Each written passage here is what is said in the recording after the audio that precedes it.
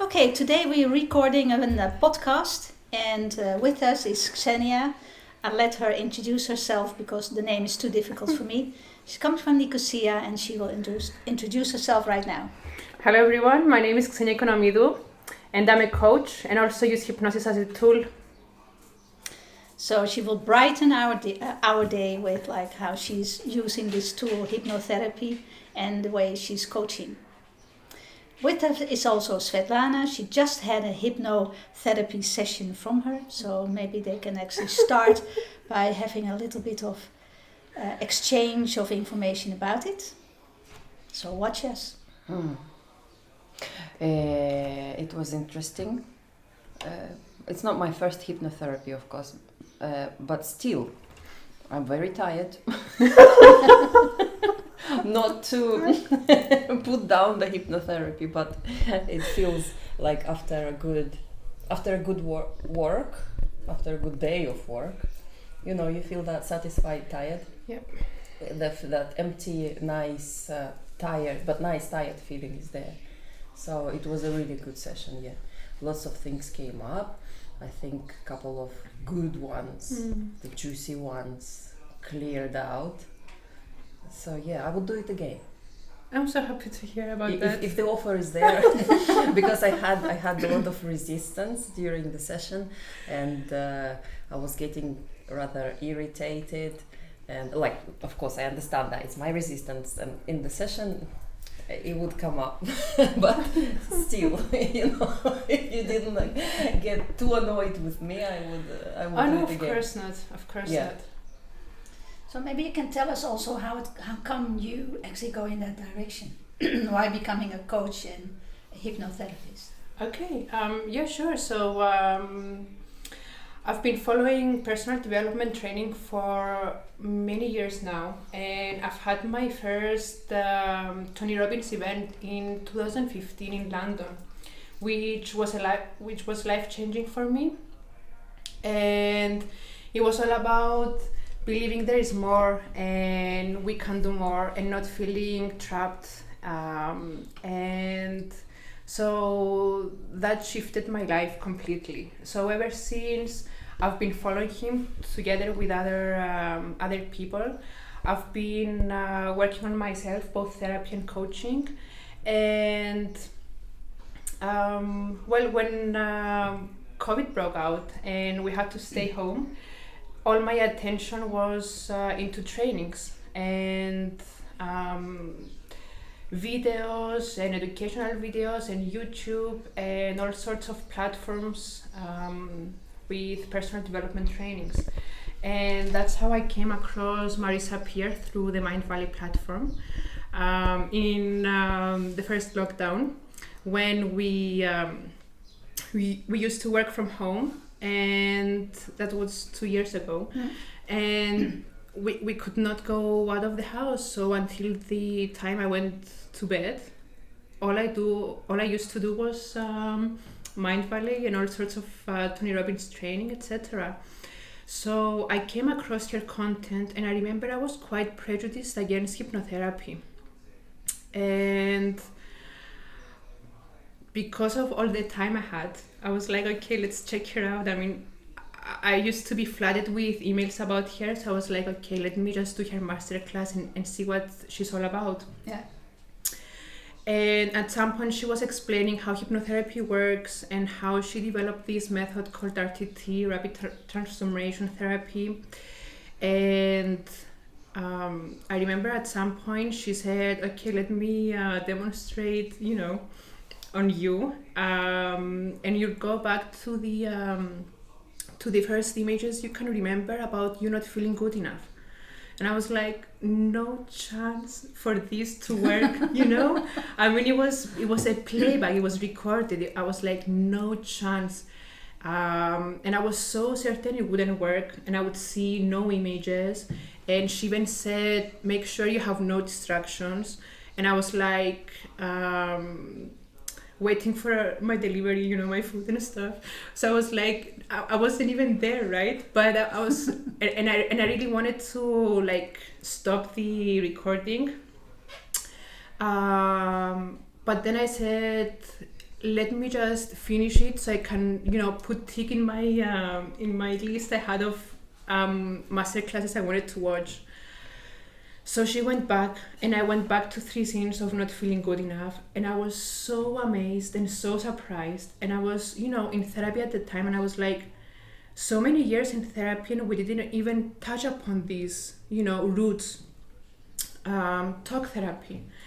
So I was so amazed about what she was able to do, not only over a distance, but also with a playback recording, right? So simple. Yes. And it was so fast and so much less pain than psychoanalysis that I was used to at the time. And so I was like, okay, she's onto something. And and the only thing we were allowed to do for weeks was just to take our dogs out for a walk. And it was like 2-3 times a day for 40 minutes or an hour each time. With your dog? Yes, actually she was exhausted, but was Not it a little pause. it was the The dog she always brings. yes. No, I mean, like, you had to walk the dog by Yes. Marisha's prescription. No. But I mean, like, because the only thing we could, like, the only reason we were allowed Oh, to go get out. out. it was the lockdown. Yes, Okay. yes. The only thing I could go out of the house for was to Without take my permission. Yes, was to take my dog for I a did walk. the same. I did the same. So we would go 2-3 times, and it was quite so. We did some Tony Robbins coaching about becoming an athlete with my dog, and then It's not so difficult. You being the athlete. yes. So I would listen to her free content on YouTube, and I remember how much in panic I used to be, like the first lockdown, before I realized all sorts of things, and how scared I was, and like it was like a huge existential shock. And just by listening to, I said to myself, whenever I go out with my dog, I will listen to her on YouTube, right? I was like, my time at home will be on the more serious stuff.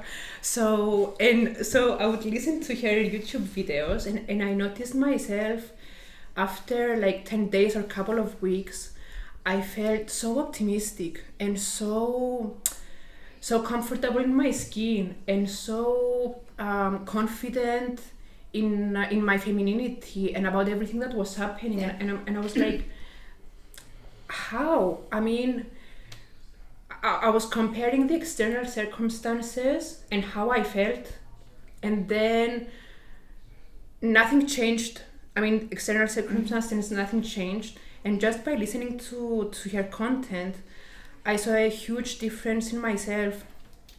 And I was like, okay, I'm gonna sign up for her course to just learn the tools for myself, because I mean, I've been doing therapy for so many years and coaching, and she can do it so easily and so fast. Let me learn, like, what's the method, how does it work? I wanted to figure it out. So I signed up, I loved it, and I mean, with the classmates, we literally healed so much from each other. And towards the end of graduation, and seeing,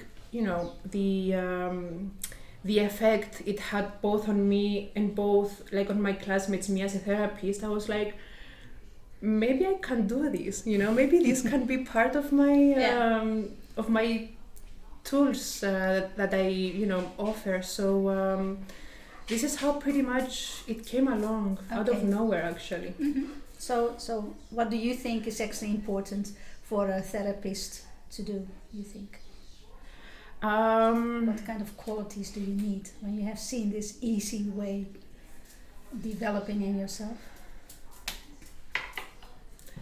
To listen, to be present, to follow, of course, the scripts and the methods, but to feel comfortable to I mean, because we do have the scripts, but it's only up to the point. Yeah. Once the client starts seeing the scenes, then it's up to us to improvise it. It's up to us to take what we're given and work with that.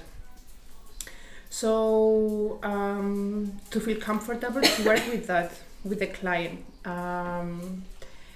and just take what comes. I mean, from until now, I haven't had a single session that was the same with any other. It's so unique. So just to feel comfortable with whatever comes, we're gonna work on that. And so actually the whole thing is that we do make this podcast is also that you offer actually like to go through certain sessions with guinea pigs. yes. So when you feel that you want to have a session with Xenia, you have to let us know. So what is your goal in life actually with this? Well, my goal is to help people see their trauma, not to be afraid of their trauma, and to help them heal much faster and with much less pain. Like compared to spending years being told how you were never loved and how you have, sexual feelings about your parents, So it's like, let's just get to the chase, right? And I believe that coaching is very powerful. It gets your life on track. It gets you to your goals. And it can, of course, help you get out of your limiting beliefs. But I truly believe that we all carry trauma. And that's because up to the age of 7, as children, we do not have the ability to question things that are happening. We do not have critical thinking. So anything that happens, we can interpret it in all sorts of ways. And it can be the simplest of things, like a dad not being expressive and then just bringing candy to the child, and then the child interpreting that when I get candy, I'm loved. And that's how you get sugar addiction in adulthood. Or parents who may struggle with money, the children interpreting that they are a burden and that when they have needs, they Can't fulfill. Yes, like they become a burden to other people who are already struggling, and so they learn to have less and not go for their big dreams, not wanting more, because it causes pain to people around. So all sorts of things that we carry, all those beliefs, all that trauma, I truly believe that just going in, seeing it, not being afraid of it and releasing from it, and of course replacing it with the new beliefs, because it's just a matter of beliefs. So what did you discover about yourself by becoming a coach? What I love about being a coach is like putting things in order and not allowing external circumstances define our daily lives, like exercising or eating healthy. I mean, we can find so many excuses, and it's all about leaving the excuses out and just doing, like showing up how we want to show up. And it's all about imagining our ideal life and our ideal self, and then doing what manifests, what fits that life and that self. So what have you then discovered about yourself by doing that? About how discipline is just an idea that we're afraid of, and how easy it is at the end of the day to change our lives and have complete shifts. Leaving from a job that is unfulfilling and it's not part of our purpose, to actually embracing our dreams and having a promising future. And how, I mean, we expect, or we are taught to depend upon others, or whenever we get to do something we want support, and whenever we don't have support it's like, then what's the point? It's all about what can Yeah. you do with no support, not depending on anyone, and Is there not actually like a kind of like in between thing of like when people then come back and say like, yeah, we talked about it and know what to do, but it doesn't work. Mm-hmm. Yeah. Would you be disappointed or?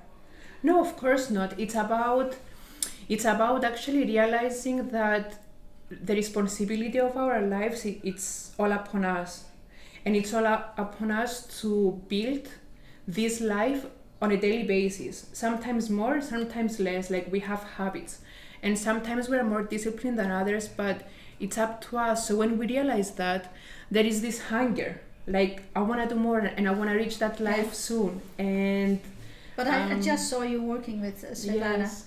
and then you have this interpretation on the end that you also make a recording out of it. Yes, correct. And then you say you leave it behind. Yeah. Yes. And now someone actually comes after 3 months and says like, I don't know, I didn't leave it behind because it's still there. Mm-hmm. What would you do? I probably dig into it further.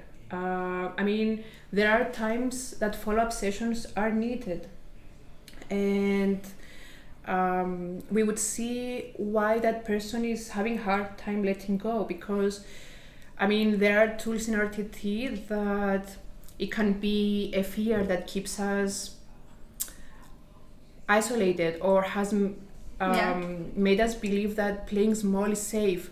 So if you go back and you actually identify that fear and you have a communication with that part of ourselves that keeps us playing small, then we can see what's the purpose. Is it relevant today?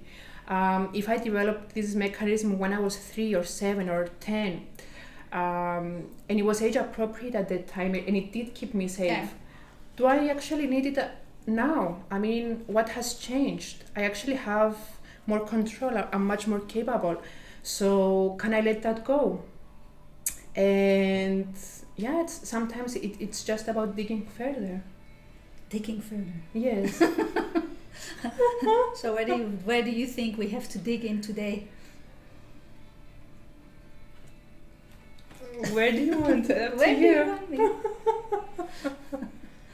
So like when I see a lot of clients that actually still come back and say like, yeah, it was nice and it was wonderful, yeah, and for a long time they can deal with it, and then suddenly there is this point in life that they recognize the same feelings. I always explain it's not still the same, you have made progress, but there is of course this kind of life goes on, and things are still there that we maybe don't like. What would you actually like say to those people that actually come back and they are disappointed about themselves, not going for the right attitude, or not actually like believing completely the new imprint? Yes. I would say, and that's something I noticed from myself, that sometimes it takes more time, and it takes some more effort and work. And once we identify the trauma and we release it from ourselves, I mean that part that developed some limiting beliefs, we release them, then it's all about creating a new life that represents the new self, the new healed self, and having new habits and rituals to support that new identity. Mm-hmm. And sometimes yes. And sometimes it's about being consistent with that new life, because it's one thing to identify and release from limiting beliefs and trauma, but then the new self is unfamiliar. I mean, we are used to old habits, and most of the times they are familiar, but they are destructive, but they feel comfortable. So if we were to go back, it's so easy to go back into the same loop. So once this healing or therapy is done with identifying the trauma and then releasing it and replacing it with new empowering beliefs, then it's a matter of creating this new identity. What habits and rituals does the new self have? and how can I support myself to stick to them. Because it sounds very nice from like, okay, the new me. Yes. And I follow up with everything that Yes. I've heard.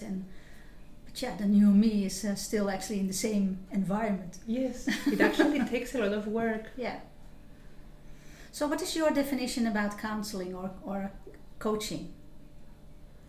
My definition of Because coaching, the therapy, the hypnotherapy is like very clear. different, yeah. Yeah. So coaching, and especially the coaching that I follow, which is from Tony Robbins, is transformation coaching.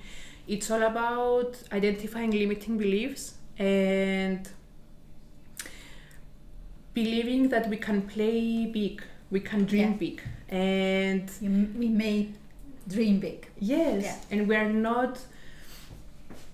not limited by external circumstances. I mean, people who started from nothing have made a huge success out of themselves, and not just financially. So it's about creating a promising future for ourselves, about creating habits and being disciplined, having goals. So it's all about leaving behind the conditioning we were given from parents and society and the educational system, and creating the life we want. Mm-hmm. Don't you think that you should be on a certain level already to be aware that you can make that change? Mm-hmm. Because actually, like, it looks good, and I'm sure that lots of people want to change. Yes. But yeah, what kind of things do you really have to do for it? And there are always actually like limited beliefs, and can I really then change that so easily? Well, it's a matter of taking full responsibility. It's a matter of accepting what happened, and that does not mean agreeing with it, but accepting it. And it's a matter of not allowing it to define the present moment and the future. Yeah, I write every day about it. Yes. I tell every day Yes, I know. these kind of things to people, but I'm sure that a lot of people are still thinking differently. Yeah, so it's a wonderful story, but you have to make it alive. In what way do you think you make it alive? I think that's the essence of coaching, that not only you get guidance, but you get support and accountability. So if you are to make huge changes in your life, highly likely the surrounding will not support, right? Because they're used to you in a different way. It might be scary for them, or it might reflect their own limitations, or it might mean you're drifting away from them, so they want to keep you close. I mean, they do not mean harm, but it's it's how people react. Yeah. But what is your way in it? How would you actually like making it active? Because you say, I take the responsibility, I do all these kind of things. What else? To be observant. So like one thing is to be an observer of the thoughts and the feelings, and how and just ask ourselves, does this support the future I'm trying to create? And if not, then take responsibility for it, regardless of what's happening. Is it also not actually like a kind of acceptance also from yourself? Yes, it is. I mean, acceptance actually is the basis of everything at the end of the day, which is, it's very hard to swallow, because some things are really hard to accept, and it really doesn't mean agreeing with, but we have to accept it. Well, when you go back to the session you just had now, what kind of acceptance do you think you could have for yourself after the session? I'm still under hypnosis. Oh, I'm sorry. You have to bring her back. I think so. I am the silent observer. We need to count again. What was the question again? What was the acceptance?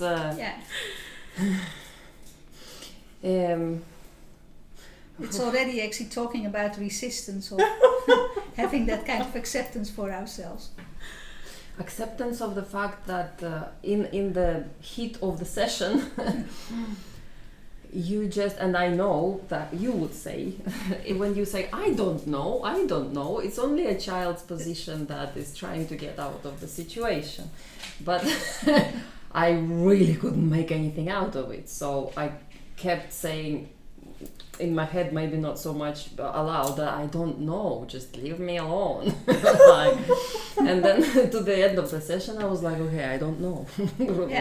I just don't know. I think that's the most frustrating things, that we want to change and we want to accept what we don't know. Mm-hmm.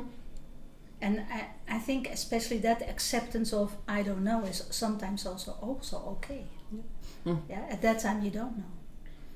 So it's not about that you always find a solution, or but it's like also what you say, it takes time, and that kind of like slowly stepping into that whole process. And you have done a lot of work, of course, already. So that's already to you from. That's another thing. I thought I would know the answers and the right ones as well, but in there, you just don't know. When you really look into the mirror, you actually see clearly how much you hide from yourself. Yeah, it's especially also as a therapist, as a counselor or a coach. We know very well for others, but do we know it for ourselves? Exactly. No. Exactly. No. Yeah. And sometimes it's good to realize that also. Makes us more humble also for the people that come. Yeah, because you understand that they don't know. And then finding a way how you can actually come closer to your truth, or closer to a solution of how to deal with it. That makes it also more compassionate. Yeah. Yeah, sometimes it's difficult. Sometimes it is. Sometimes we don't know. So yeah, you as the coach, what is your slogan? Well, interesting you say. I mean, for me, mindset is key, and that's not mine. It's definitely not mine, but it's something I try to live by. And to remind myself that the way I think is key to how I react, because how I react defines my emotions, and my emotions then will define the quality of my life, right? So if I'm successful and angry, then at the end of the day, the quality of my life is angry. So it's all about the mindset, and yeah, I mean, getting rid of the conditioning and creating, like, accepting that we're the creators of our reality. That's huge, and it's all about mindset. It's all about feeding the mind. So we have to remind our mind. Exactly. And so actually, like, that is also that expands your mind. Yes. So you can think big.